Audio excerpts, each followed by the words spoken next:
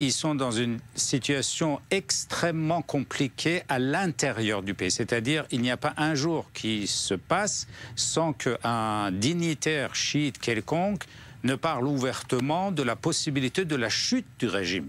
De la chute du régime. Les gens sont dans la rue, les ouvriers sont dans la rue, les agriculteurs sont dans la rue, pour des raisons économiques et politiques. Il n'y a plus d'argent dans les caisses, les gens scandent « à bas la Syrie, à bas la Palestine, rendez-nous notre argent ».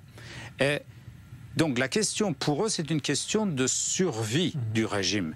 Et ils ne sont pas en position de vouloir négocier quoi que ce soit avec qui que ce soit. Et il va leur être extrêmement compliqué d'expliquer à la population iranienne et d'expliquer à la base du régime. Vous savez que ces milices sont des chiites pakistanais, afghans et levantins, libanais. Et il va leur être extrêmement compliqué de leur expliquer, après le fiasco atomique, après avoir dépensé des centaines de milliards de dollars pour rien dans le domaine atomique, dans les ambitions atomiques, il va falloir expliquer pourquoi nous avons dépensé, gaspillé des dizaines de milliards de dollars dans la guerre syrienne, dans nos ambitions syriennes, pour arriver à quoi? À rien.